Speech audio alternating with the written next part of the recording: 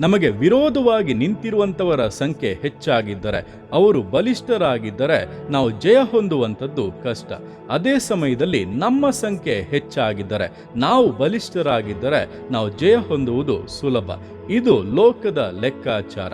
ಆದರೆ ದೇವರು ಯಾರಿಗೆ ಬೇಕಾದರೂ ಎಂತಹ ಪರಿಸ್ಥಿತಿಗಳ ಮಧ್ಯದಲ್ಲಿ ಕೂಡ ಜಯವನ್ನು ಉಂಟು ಮಾಡುವುದಕ್ಕೆ ಶಕ್ತರಾಗಿದ್ದಾರೆ.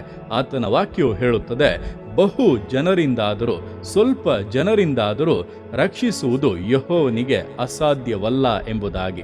ದೇವರು ಯಾರೊಂದಿಗೆ ನಿಂತು ಯುದ್ಧ ಮಾಡುತ್ತಾರೋ ಅವರಿಗೆ ನಿಶ್ಚಯವಾದ ಜಯ ಇದ್ದೇ ಇದೆ. ಆದ್ದರಿಂದ ಲೋಕವನ್ನ ವಿರೋಧಗಳನ್ನು ನೋಡಿ ಕುಂದಿ ಹೋಗಬೇಡಿ.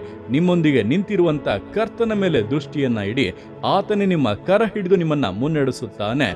ಬಲಿಷ್ಠರು ನಿಮ್ಮ ಮುಂದೆ ಬೀಳುವುದನ್ನು ನೀವು ಜಯಶಾಲಿಗಳಾಗಿ ಆಶೀರ್ವಾದಗಳನ್ನು ಹೊಂದುವುದನ್ನು ನಿಶ್ಚಯವಾಗಿ ಅನುಭವಿಸಲಿದ್ದೀರಾ.